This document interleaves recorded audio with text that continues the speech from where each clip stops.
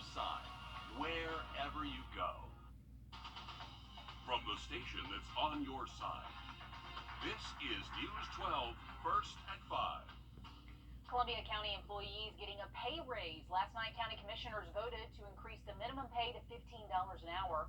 Wrdw is live right outside of the Columbia County Government Center. But Will, this is good news for all workers, not just those who make minimum wage. Absolutely, it is good news, and everyone here at the Government Center is going to be getting a pay raise, and that includes people over at the Sheriff's Office and even across town at the Fire Department headquarters. They'll all be getting a pay raise, and the county says that this is good news for really everyone who works here, and they say that it's only going to get better for them moving forward. And first responders are just one group of the 1,300 employees that will get a pay raise in Columbia County. This new minimum wage increase will affect every employee in the county. The county says over the past few years, they've seen employees leave for higher paying jobs.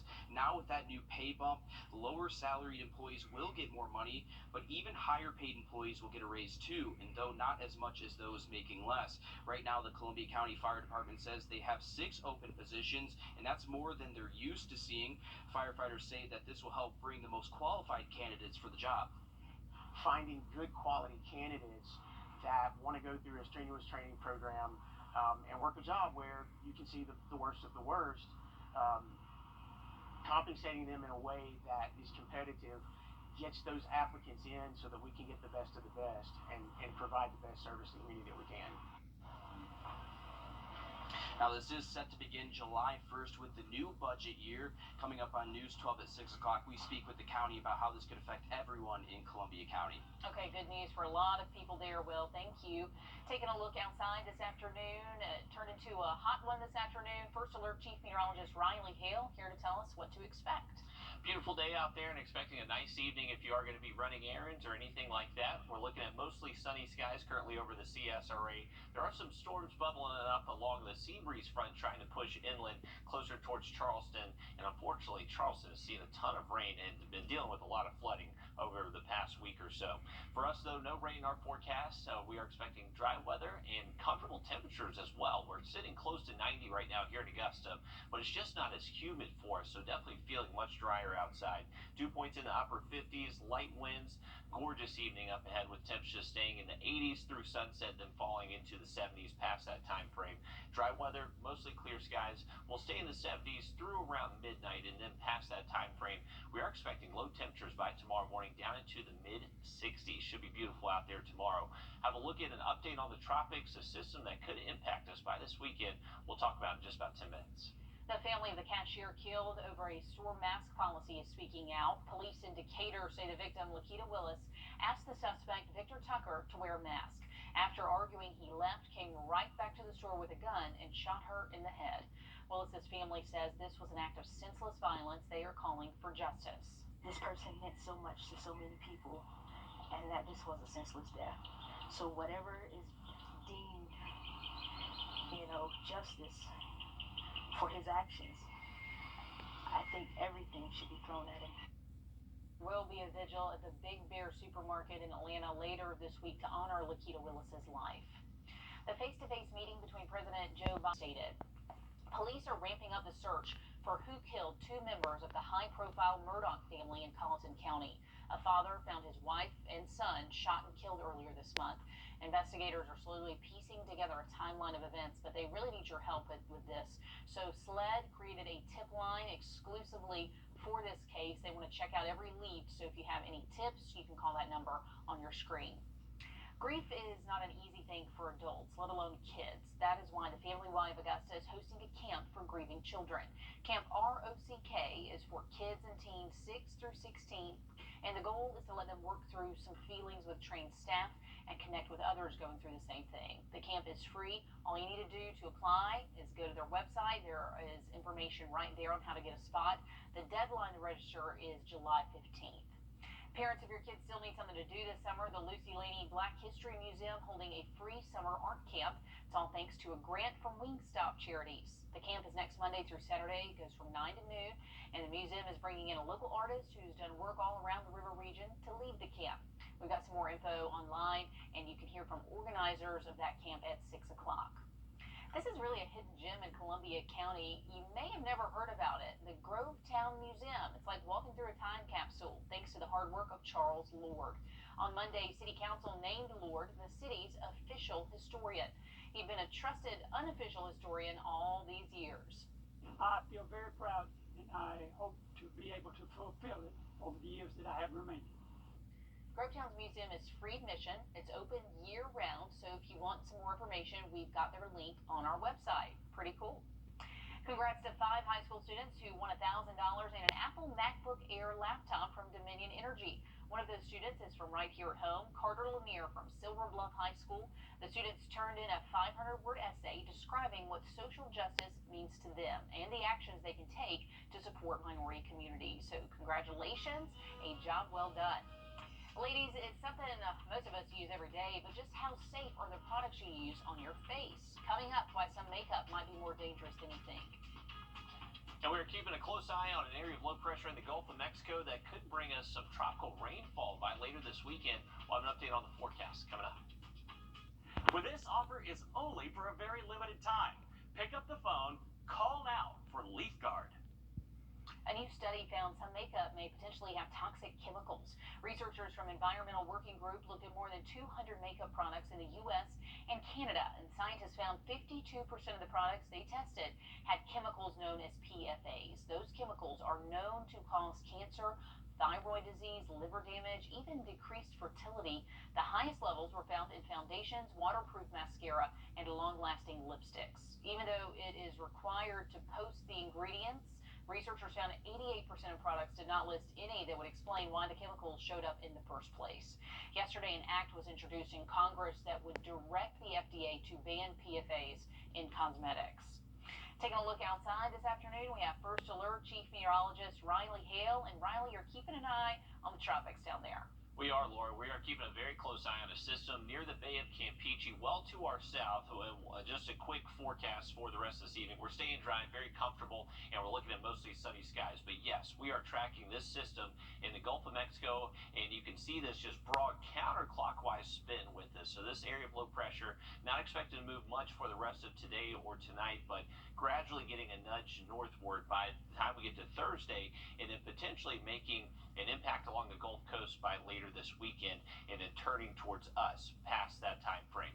Now, here's a current look from the National Hurricane Center on what they think would be the probability of this becoming our next named system within the next 2 to 5 days.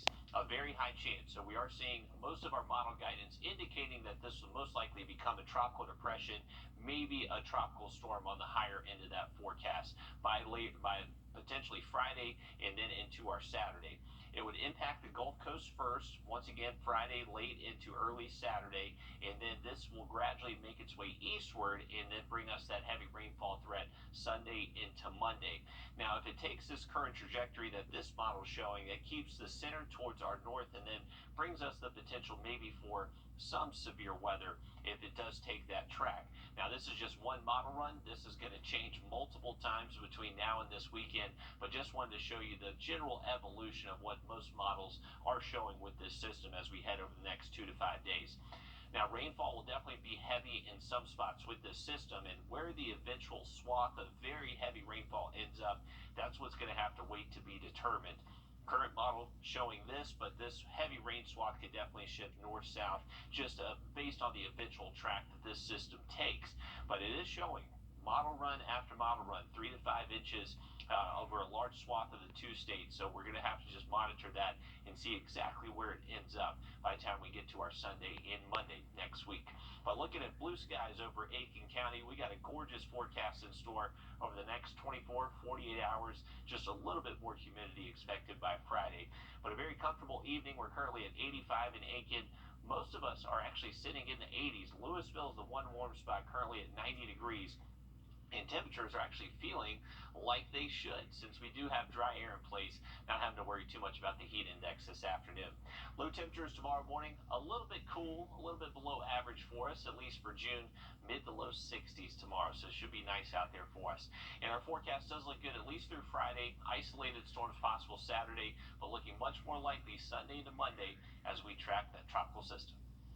All right, thanks, Riley. COVID booster shots. People who are immunocompromised, like organ transplant patients, are starting to get those. As Elise Preston reports, a new study is finding patients who got a third dose of the vaccine could have better protection. Jillian Ladd received a new kidney and pancreas 3 years ago, so the double organ recipient has been especially vigilant trying to protect herself in the pandemic. I'm already compromised, and I've already been navigating the world in a much more cautious way. Transplant patients take medications to suppress their immune systems to prevent rejection, which can impact their responses to vaccines. Jillian got 2 doses of the COVID vaccine when she could. Then came disappointment. I had not mounted any measurable antibodies. She took part in a study at Johns Hopkins Medicine, tracking 30 transplant patients receiving a third dose of the vaccine. 1/3 who had negative antibody levels after 2 doses had an increase after the 3rd dose. All patients who had low levels of antibodies increased their immune response after the booster. The real impact of our somewhat preliminary findings is a glimmer of hope that we will be able to achieve an immune response in immunosuppressed people. Dr. Dory Segev led the study. His previous research shows half of transplant patients don't show any antibody response after 2 doses of the vaccine, and the half that do have lower levels than people with normal immune systems. I'm quite confident that we will figure out for transplant patients how to give them protection. This is not the time right now to be celebrating the freedoms that come with the vaccine yet. Jillian is now positive for antibodies. The parents of my donor decided so graciously to give me a second chance at life, so nothing was going to stop me from getting the vaccine. And she's hopeful for the future. Elise Preston, CBS News. Pretty eye-opening what those transplant patients have to go through, and researchers are still looking into the risks of getting the third shot since there haven't been many studies on it to date. Social media giving predators a way to reach your children from the safety of your own home. What to look out for and how to keep kids safe when we get back. A new study shows human traffickers are using Facebook to recruit and groom their victims. The exhaustive 20-year study is from the Human Trafficking Institute. Jamie Tucker takes a closer look at the study and what you need to know. The Human Trafficking Institute gathered this information from federally prosecuted cases and found that in most cases, the sex traffickers went online to find their victims. And in a majority of those cases, they use Facebook. And one takeaway is it can happen like that. It happens so quickly that they can just kind of get hooked in and start feeling like they've made a friend. Lindsay Romerson is the Director of Legal Engagement for the Human Trafficking Institute. When victims are providing personal information on their online platforms, it's a perfect opportunity for a trafficker to say, like, how do I get a hook in? Well, here's a profile right here. It isn't just Facebook, Instagram, Snapchat, online gaming platforms, apps that allow messaging. Traffickers are using anything they can to target and communicate with potential victims. Anything that breaks down the barriers that makes it easier for traffickers to meet and recruit their victims is going to be, a readily usable, easily usable tactic. It also cuts down on the need to meet face to face. People with pre-existing vulnerabilities are often targeted. So they start sharing personal information that then the trafficker is able to extrapolate and use and target vulnerabilities. Any communication with strangers online, with people that youth do not know, can be really dangerous. And I think that parents need to be careful about unattended screen time. And while we have concentrated on young victims, the fact is sex traffickers are also targeting adult women with the same tactics. Bottom line for parents, this is happening more often than you probably think. That's What the Tech. I'm Jamie Tucker. It is only getting more easily accessible out there. The Human Trafficking Institute gathered its findings from court records. They also use media accounts. The Institute says no government agency gathers and reviews this data on human trafficking. The International Space Station getting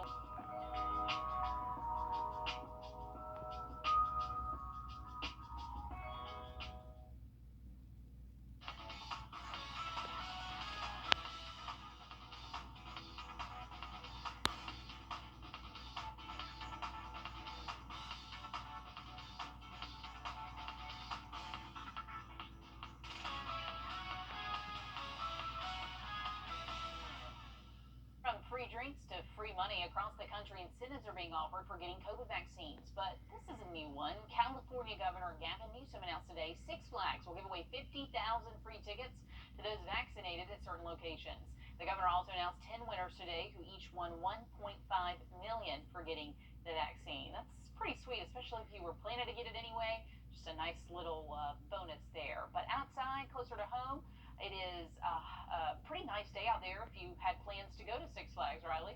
Hey, today is a perfect afternoon to hit up Six Flags. We are looking at a very gorgeous June afternoon. Mostly clear skies, a lot of sunshine out there this afternoon. Warm on the thermometer. We're still close to 90 here in Augusta, but at least it feels like it should. Lower humidity out there this afternoon, so we're not worrying too much about the heat index. And actually, with the dry air in place, making it feel just a degree cooler out there this afternoon. Now, if you have any plans to step out the door the next couple of hours, looking nice out there. We should stay in the 80s through sunset. After that time frame, just dropping through the 70s. And then by tomorrow morning, we are expecting low temperatures down into the mid to low 60s. A nice start Thursday morning. And that'll be thanks to low humidity. Once again, Thursday should be a gorgeous day again tomorrow. That humidity does start to go back up Friday and then continues to go up as we head into the weekend. Remember, Sunday it is going to be extremely humid, just thanks to that tropical system moving across the region. So that will bring us the risk for some heavy rainfall Sunday into our Monday. That could impact your Father's Day plans, so make sure you do stay weather aware this weekend. All right, still to come, new development bringing more than 400 homes to South Augusta. The growth leaving some concern while also promising to bring some improvements to the area. We've got the news coming up in less than 3 minutes. Richard Rogers joining me.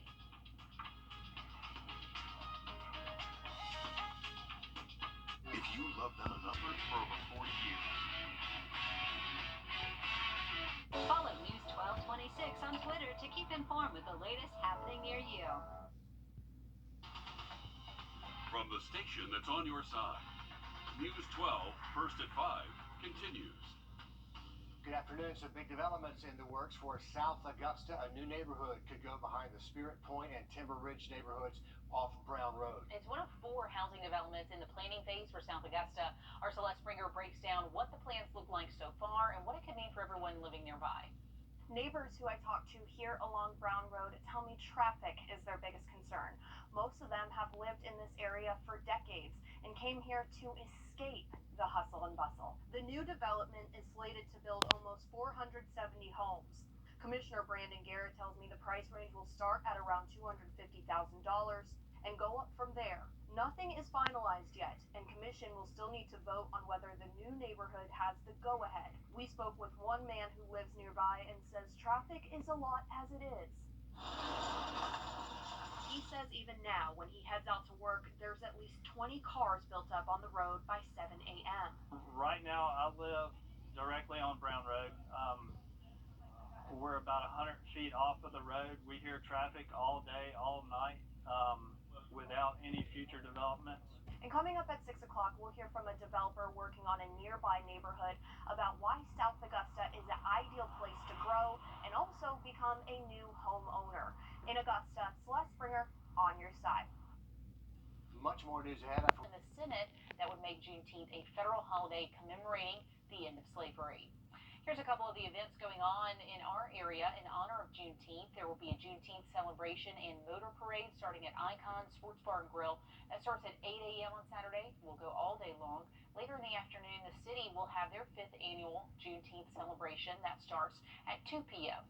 We have a reminder for parents in Columbia County. There are free meal pickups twice a week through June the 8th. You can pick them up on Tuesdays and Thursdays all summer long. That started at the beginning of this month. Take a look at the screen here. There's a list of all the schools that you can go to pick up those meals as well. They're going to be available from 11:30 until 12:30. You do have to fill out a request form first. Just head to the website for the Columbia County Board of Education. Also, the SPCA says they've noticed a decrease in the number of adoptions we've had recently for pets. Early on in the pandemic, we were busy adopting. Shelters around the country saw a spike in adoption. So if you're interested in getting a dog or cat, they're hoping you will stop by. 2 Evans siblings with a bond very few in the world will ever know, and his 6-year-old donated bone marrow to save her sister's life. 12-year-old Taylor Brown was diagnosed with a plastic anemia, which means her body basically stopped stopped producing blood, a really rare condition. She needed a bone marrow transplant, and her 6-year-old sister Alexis was a perfect match. They did the procedure a little earlier this month. Now Taylor is waiting for it to work so she can finally leave the hospital. If I really think about everything that just happened between my daughters, I break down because it's that overwhelming to me. Oh man, talk about a sisterly bond. Be sure to catch that full story coming up on News 12 at 6 o'clock. Looking forward to that one. Coming up here, online dating and your vaccination status. The two might sound like a strange pair, but could it be a deal breaker? That story just after the break. And we are keeping an eye on Timberland. We sell fun. So this may not be something you've considered listing on your Tinder profile. That's where we are, though. As our Washington News Bureau reporter Nicole Newman reports, the White House wants you to consider including your vaccination status.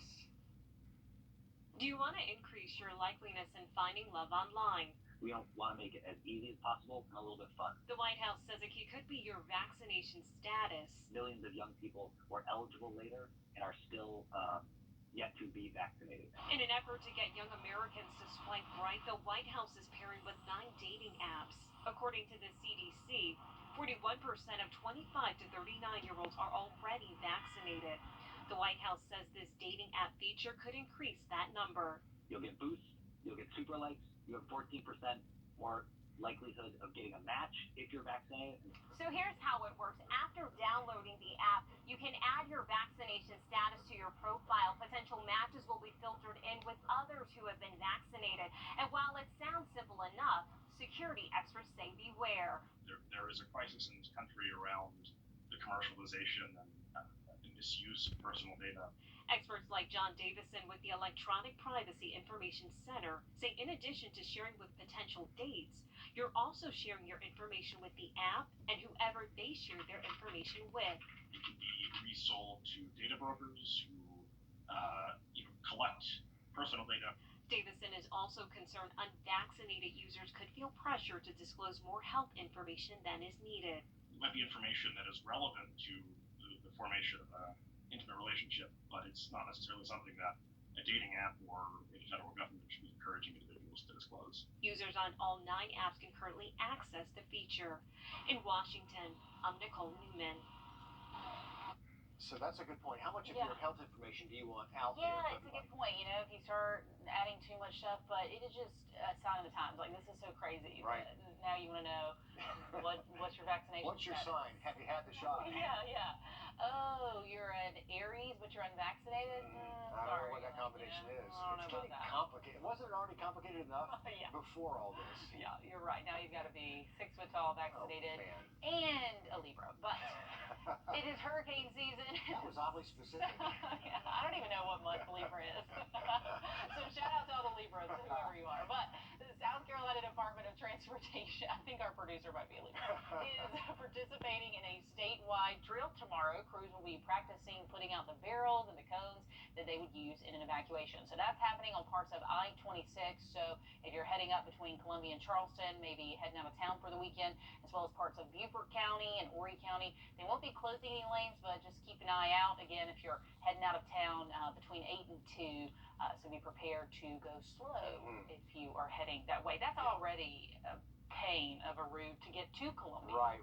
And if you're new to the Southeast, they do these lane closures just to evacuate the coast. The interstates will be running one way away from the coast, away from the hurricanes, and they practice test run to see, make sure all those exits shut down properly. Hopefully they'll stop some of the construction that's going on along the route That's to do wishing for that. Right there. Man, Riley, it's here. Yeah, it is. It is. We've been tracking it. We are in hurricane season, and we already are tracking your side wherever you go. From the station that's on your side, this is News 12 at 6 o'clock. They say there's nothing stronger than the bond between two sisters. So imagine the bond when one sacrifices her life to save the others. It's that overwhelming to me that my youngest daughter saved my oldest daughter's life. 2 little girls overcoming every obstacle together. Tonight, we're sharing their family story of strength and survival. Plus, a packed room full of people who are against plans to build new homes in South Augusta. With their concerns and why others say the growth is a good thing. First up, pay raise now a reality for Columbia County employees. Commission just voting in favor of raising the county's minimum wage to $15 an hour. That's not bad news for a Wednesday. That'll take effect in just 2 weeks on July 1st, and every county employee who already makes more than $15 an hour can expect a pay raise too. So good news all around. News 12's Will Rio live from the Columbia County Fire Rescue Headquarters. So Will, firefighters just part of the group that's going to be impacted by this. Exactly, and every single employee here in Columbia County will be getting a pay raise in just a few weeks. Like you said, that includes everyone here at the fire department headquarters in Columbia County. Also, everyone over at the government center at Evans Town Center. The county says that this is a game changer moving forward for Columbia County. Of the 1,300 Columbia County employees, first responders are one of the groups getting a pay raise. Columbia County Fire Chief Jeremy Wallen says this is a game changer for his staff. They've all been telling me, wow, this is really going to affect the number of applicants that are quality that we're going to get. Right now, Chief Wallen says the department has 6 open spots, which is higher than normal. He's seen employees leave for markets with higher pay. So I have had some turnover just due to the fact that those were rates we couldn't compete with. Now, he says this new wage increase will only help bring in a bigger pool of applicants and help keep his truck staffed. Having a competitive rate that allows us to capture the best potential firefighter medics that we can get, as well as retain them through a strenuous training program, and then get them out to work so that they can, be a part of protecting the community. County Manager Scott Johnson says for people who live in Columbia County, this will have no effect on you. We are not putting this on the backs of the taxpayers, so to speak. And what I mean by that is we are actually looking at the possibility of now lowering the tax rate in addition to raising these salaries. He says lower salaried employees will get more money, but even higher paid employees will get a raise, though not as much as those making less. We found out that we really needed to raise, especially the lower salaries, to be competitive. Remaining competitive and retaining employees is always their #1 goal. And the Columbia County Fire Department tells us that their call volume is only going to go up as Columbia County grows, which makes these wage increases very important moving forward. Again, those wage increases will take effect on July 1st. Guys? Good news to a lot of people. Thanks for that, Will. Let's head outside now for a live look at weekend that could be influenced by a tropical system. We'll have more on that in just about 10 minutes. Also this evening, hundreds of new homes could make their way to South Augusta, with even more on the way. We have a first look at the plans for just one of 4 new developments slated for that area. You're taking a look at more than 400 homes that would go right off of Brown Road, right behind the Spirit Point and Timber Ridge neighborhoods. Some have worries over all the traffic. Others are really optimistic about the opportunities. Our Celeste Springer spoke to neighbors about their concerns and to those who believe growth is a good thing for South Augusta. This is a wooded area for now, but the woman living in this house tells me it could become a road in and out of the new neighborhood. She tells me she came here to escape it all, but it all might be coming straight to her. Crystal Powell was one of the many at the standing room only meeting on a possible neighborhood set to go nearby. I think it's just going to make it a mess out here, and it's not going to be, you can hear the birds. You hear you hear all of this. It's very serene, very quiet, and it's like this all the time. Neighbors we talked to say they're concerned over the traffic, particularly on Brown Road. I'm not sure there was a single person that walked that area that said, yes, I want this development in my backyard. So I think there's still a little bit of work to be done. If the developer wants this project to happen. We spoke to a developer on a separate, unrelated housing project possibly coming to South Augusta. It's been a part of Orange County that in the past we feel has been overlooked. Although there's a lot of people that love living down there, there's a lot of great things to living in South Augusta and South Richmond. He says new developments could bring perks to current residents. Bringing these types of residential developments to the area is the first step in bringing the kind of development by way of restaurant, grocery store, or any other commercial development. And for everyone in South Augusta, development is happening. And along with it comes a mixed bag of perks and downsides. Plans for the new developments will still need to be voted on by commission. Commissioner Brandon Garrett tells me in terms of the property off Brown Road, they'll likely discuss that first come August. In Augusta, Celeste Springer, on your side. We did reach out to the developer for the Brown Road neighborhood, didn't hear back, but Commissioner Commissioner Brandon Garrett says the best thing people can do is make their voices heard about what retail and housing developments they want, which ones they don't want. So be a part of that process. A couple of South Carolina men could face jail time for something you might not even know is illegal. The Department of Natural Resources pressing charges for taking timber from the bottom of the Savannah River. Here's a look at the kind of timber we're talking about here. It's been there on the bottom of the river for more than a century, and it's valuable. Authorities say it fell off barges or sank while floating downstream during those logging operations back in the 1800s. And since there's little to no oxygen down there, there's no decay. This is great reclaimed timber.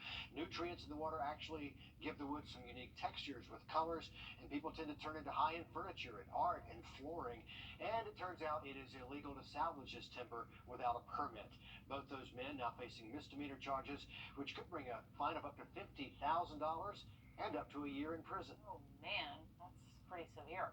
Juneteenth now an official holiday in Aiken County. The county council just passed a meal for a good cause. They appreciate that so much. So what would you do for your sibling, a 6-year-old girl from Evans, proving there's nothing more important than family? She is putting her life on the line for her sister. Our Nick Proto introduces us to the Brown family. They're going through a life-changing time, but say it has brought them closer than ever. 12-year-old Taylor Brown is a cross-country runner. When she couldn't make it through a run at gym class, she knew something was wrong. And that's when I texted my mom, I need a doctor's appointment now, please. Taylor felt dizzy and had bruises on her body, but had no idea where they came from. On Easter, doctors diagnosed her with idiopathic aplastic anemia, meaning her body basically doesn't produce enough blood. My voice was breaking, and I said, this isn't going to be an easy fix, is it? And she wouldn't answer me. She just said, well, let's get this testing done and go from there. So you can't just give me a bottle of pills and I'll be fine? And then I look at my mom and I'm like, she can't just give me a bottle of pills and I'll be fine? Unfortunately for Taylor, she didn't need pills. She needed bone marrow. Ultimately, her best shot was Alexis. Taylor's 6-year-old sister, Alexis, was a perfect match. From the beginning, I was just like, well, I don't really want to drag any of my family into this. This shall be me and only me. And then it was like, your sister is a 100% match. And I was like, oh, dragging you in with me. Okay. On June 4th, Taylor and Alexis went through the successful procedure together. She was in the pool a couple days later, no problems, had ice cream later that day, it was fine. And now Taylor will quite literally carry a piece of her sister forever. I can see a future argument. She's just like, I saved your life, so you made that choice, not me. That was all you. In Evans, Nick Proto, on your side. Isn't that great? It is going to make arguments a little tougher. I mean, she has the forever trump card. Yeah, what a sweetheart, though. And she's got spunk, and we love that. Yeah. The family's not been going through this journey alone either. Some friends set up a fun run and a blood drive last weekend. And both Shannon and Jeff say one of their biggest takeaways from all of this has been the importance of blood donations. And they say they will both be regular donors now, especially during the summer. Those blood donations drop. So if you can, I mean, you're helping people like them. And coming out of COVID, the need is really high right now. But yeah, we wish them both the best, those sisters. Oh, this is such a sweet story. They are bonded in ways that none of us will ever be able to understand. We want Nick to head back in 6 months for a follow-up. We want to see how they're doing. Well, still to come. If you love a good thrift store, now's the time for that shopping spree. We're going to show you some local spots drowning in donations right now. And there's a high chance we'll have our next named tropical